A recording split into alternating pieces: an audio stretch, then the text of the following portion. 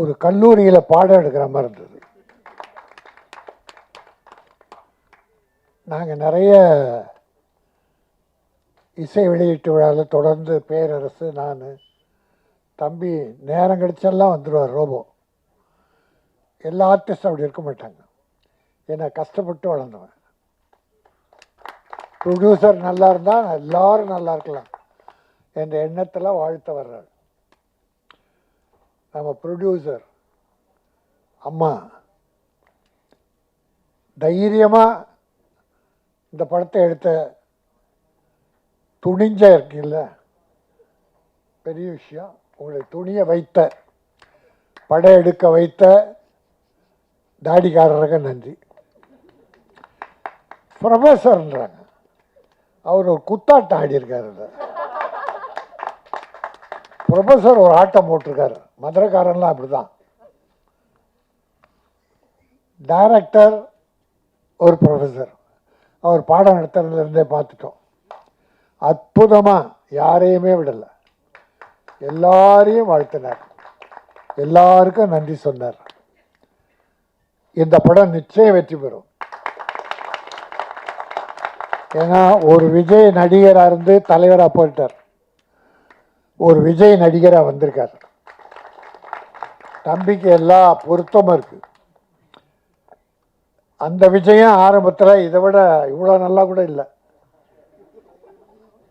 நாளைய தீர்ப்பு சுமாராக தான் இருப்பார். ஏன்னா அப்புறம் ஒரு இந்த தம்பிக்கு இன்னொரு 4 படம் வந்து வச்சுங்க, அப்படியே உரிமை மாறிடும். இது இயற்கை, சினிமாவில் இயற்கை.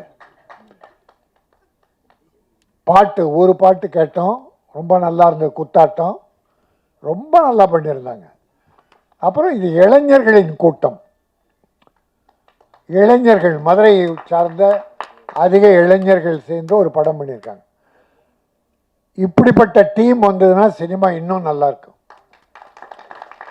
சினிமா பெருசாக வரும். ஆனால் வருவீங்க, மதுரைக்காரவங்கள வருவீங்க. ஏன்னா உங்ககிட்ட ஒழுக்கம் இருக்குது, முயற்சி இருக்குது, திறமை இருக்குது.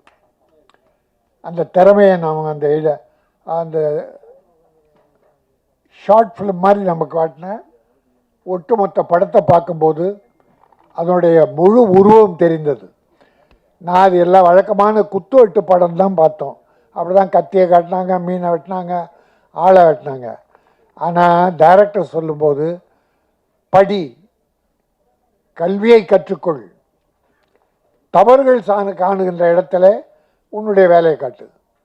அது கத்தி எடுக்கணுமா புத்தி எடுக்கணுமா என்கிற ஒரு அற்புதமான விஷயத்தை மிக அற்புதமாக இதில் சொல்லியிருக்கீங்க. வாழ்த்துக்கள்.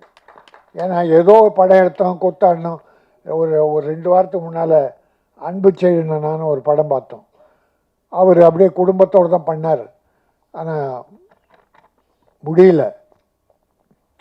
ஆனால் இந்த படம் மனதறிந்து ஆழ் மனதோடு வாழ்த்துறேன், நல்லா வரும். எனக்கு ஒன்றே ஒன்று,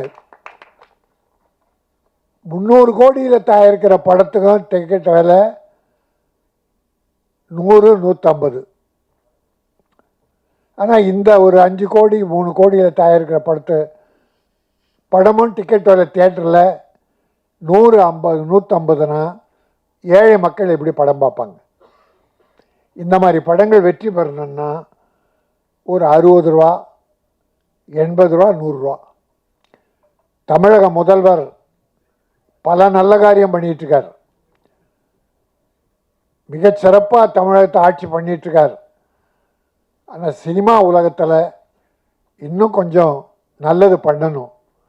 அதில் முதல்ல இந்த டிக்கெட் விலையை பெரிய படத்துக்கு என்ன வேணால் பண்ணிங்க, பெரிய பட்ஜெட் படத்துக்கு என்ன வேணால் பண்ணிங்க.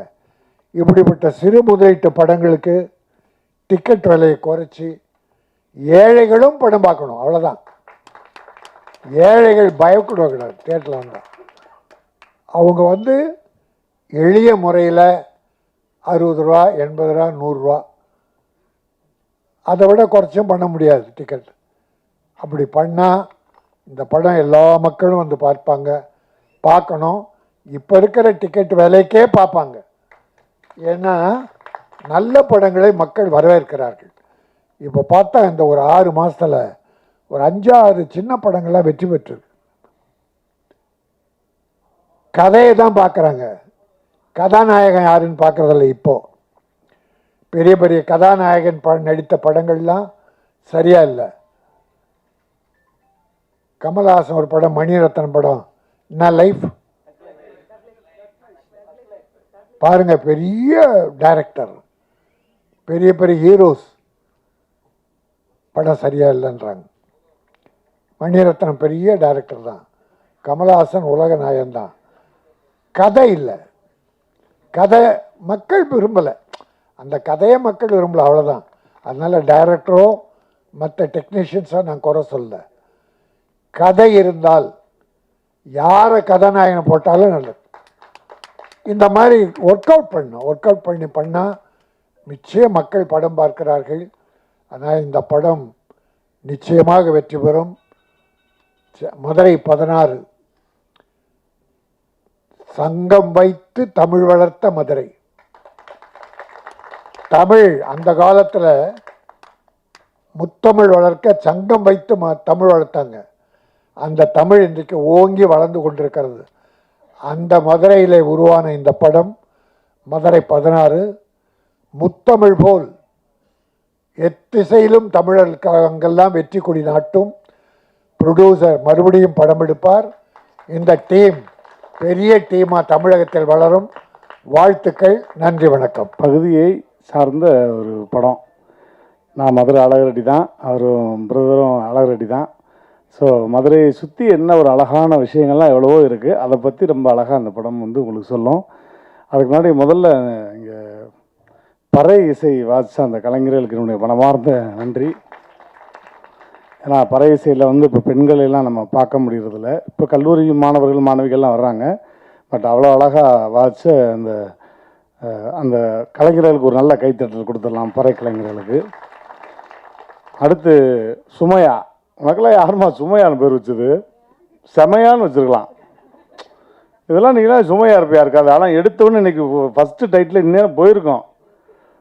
மதுரை 16 திரைப்படத்தின் இசை வெளியீட்டு விழாவில் சென்னை 16 என்று கூறி கலகலப்பாக ஆரம்பித்தார் சுமையா அப்படின்னு நீ தான் நேரம் போயிருக்கோம், எனக்கு தெரியும்.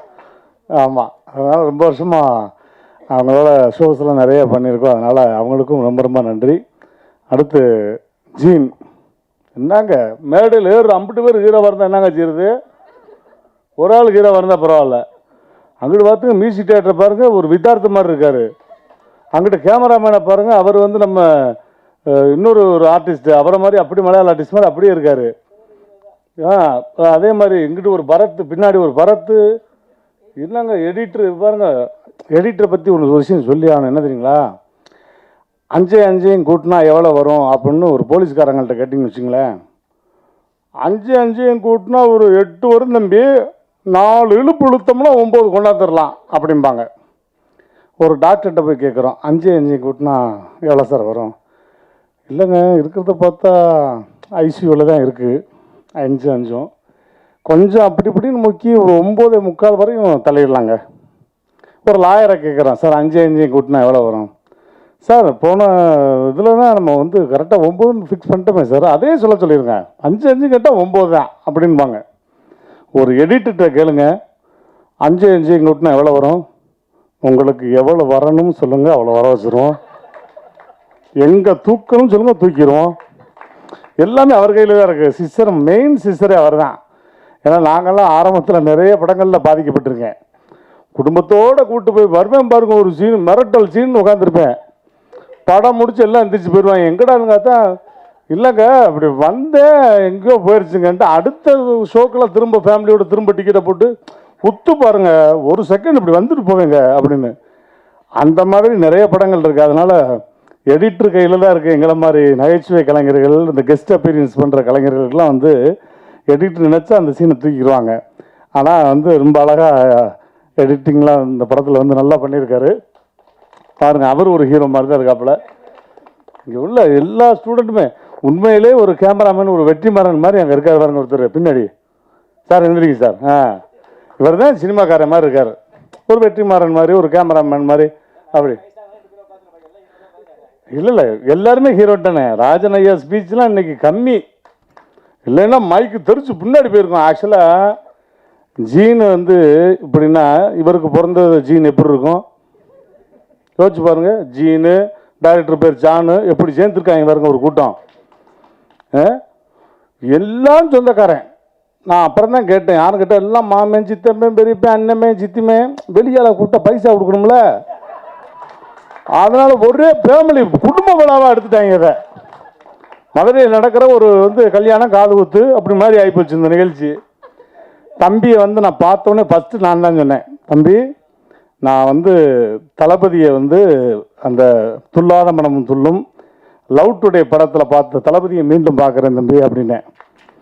இதை பக்கத்தில் இருந்து ஒட்டு கேட்டு அம்புட்டு வரும். முதல்ல வந்தவொடனே எல்லாம் தளபதி தளபதின்ட்டாங்க.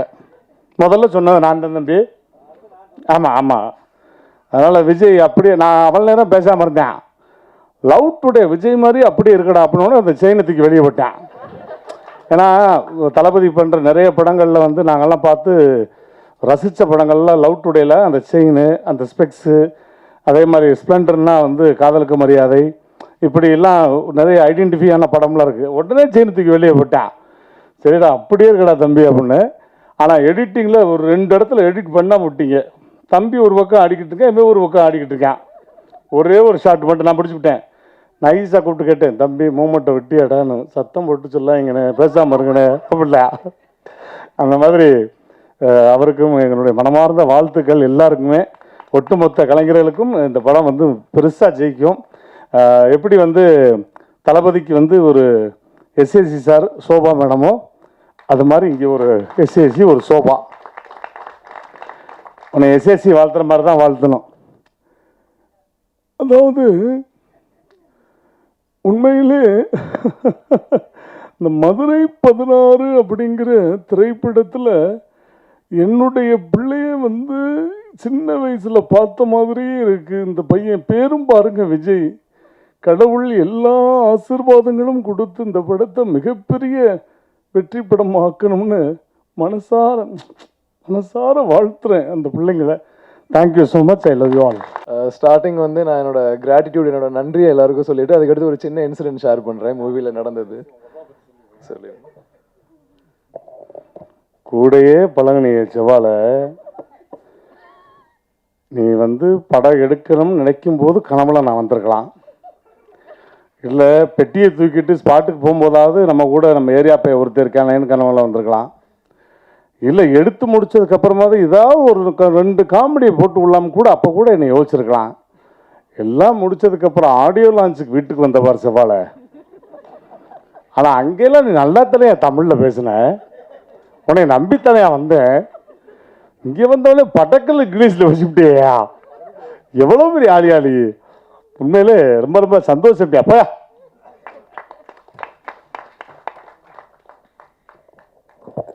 ஸோ நான் வந்து என்னோட டேரக்டர் ஜானனன்லேருந்து ஸ்டார்ட் பண்ணுறேன்.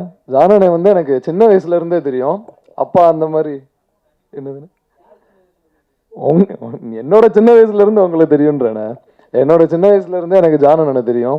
இந்த மாதிரி அப்பாவோட ஸ்டூடெண்ட்டாக அப்பாவோட கலீகா பார்க்கும் போதே இந்த மாதிரி ஆர்பிஎஸ் அண்ட் யூரிடேஸ் படத்தில் ஆக்சுவலி நானே ஒரு சின்ன பார்ட் பண்ணியிருப்பேன் அவங்க மேக் பண்ண அந்த ஷார்ட் ஃபிலிமில். அப்போதுலேருந்து எனக்கு தெரியும். ஸோ நல்ல ராப்போர்ட் எல்லாரு கூடயும். அதுக்கடுத்து என்னோட கேமராமேன் ரிஜ்வான் ப்ரோ, அவர் கூட வந்து அப்போ தான் கற்றுக்குறோம் அந்த ஃப்ரேமில், இப்படி தான்டா பார்க்கணும், இப்படி தலையை குனிடா இப்படி தான்டா பார்க்கணும் அப்படின்ட்டு. அவர் கூட அந்த ஃப்ரேம் ஒர்க்கு, அந்த ஸ்டேஜிங் ஒர்க் எல்லாமே புதுசாக சூப்பராக இருந்துச்சு அந்த எக்ஸ்பீரியன்ஸ் கற்றுக்க. அதுக்கடுத்து என்னோட மியூசிக் டைரக்டர், அதாவது எப்படின்னா இந்த படத்தில் வந்து நான் ஒரு ஆக்டராக வேலை பார்த்ததை விட வந்து ஒரு அசோசியேட் டைரக்டராக வேலை பார்த்தது தான் ஜாஸ்தி. எல்லாம் டெக்னிக்கல் ஒர்க்லேயும் வந்து நிறையா நேரம் டைம் ஸ்பெண்ட் பண்ணி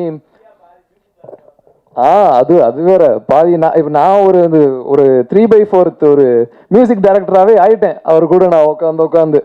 அதுக்கடுத்து என்னோட எடிட்டர் அஸ்வின் ப்ரோ கூட நாங்கள் நிறைய நேரம் ஒர்க் பண்ணி கட் ஒர்க் எல்லாமே போய் அது எல்லாமே பயங்கரமாக இருக்கும். அதுக்கடுத்து என்னோட சார், இவர் தான் வந்து ஆக்சுவலி நான் எடிட்டிங் படிச்சிருக்கேன் என்னோட சார்கிட்ட, மேக்ஸ் எக்ஸ்பர்ட் இன்ஸ்டியூட்னு சொல்லிட்டு. சார் தான் வந்து படத்தோட கலரிஸ்ட். எல்லா ஒர்க்குமே பக்காவாக போய் செம்ம ஷார்ப்பாக போச்சு இவங்க கூட. அதுக்கடுத்து என்னோட கோ ஆக்டர்ஸ் ரிஷி, விமல், 2 பேருமே வந்து பயங்கரமான டான்சிங் இன்ஃப்ளூயன்சஸ். ரொம்ப கம்ஃபர்டபுள் டு ஒர்க் வித். சூப்பராக இருந்துச்சு அவங்க கூட இருந்த எக்ஸ்பீரியன்ஸ். அதுக்கடுத்து எங்கள் படத்தோட ஹீரோயின் நிவேதா.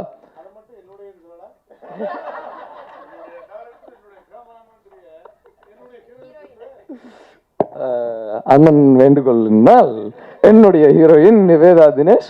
அவங்க கூடயும் ஒர்க்கிங் எக்ஸ்பீரியன்ஸ் வந்து ரொம்ப கம்ஃபர்டபுளாக ரொம்ப என்ஜாய் பண்ணி தான் பண்ணோம். ஆக்டிங்ண்ணே. ஸோ வந்து வந்திருக்கிறவங்க சீஃப் கெஸ்ட் ரோபோ சங்கர் அண்ணன், ராஜன் சார், மிச்சம் எல்லாருக்கும் வந்து ரொம்ப தேங்க்ஸ் இன்னைக்கு வந்து இங்கே டைம் ஸ்பெண்ட் பண்ணதுக்கு. நான் வேறு யாரையும் மிஸ் பண்ணியிருந்தா சாரி. பேரரசு சார் உங்களுக்கும் ரொம்ப தேங்க்ஸ். ஜார்ஜ் விஜய் மாமா வந்து இப்போ தான் தெரியும் ரீசெண்டாக, ஆனால் முன்னாடி இருந்தே விஜய் டிவியில் வந்து ரோபோ சங்கர் அண்ணன் மாமா எல்லாம் பார்க்கும்போது ரொம்ப என்ஜாய் பண்ணி, அப்பா சொன்ன மாதிரி என்டர்டெயின்மெண்ட்டுக்கே அவ்வளோ டைம் ஸ்பெண்ட் பண்ணுவேன் நான்.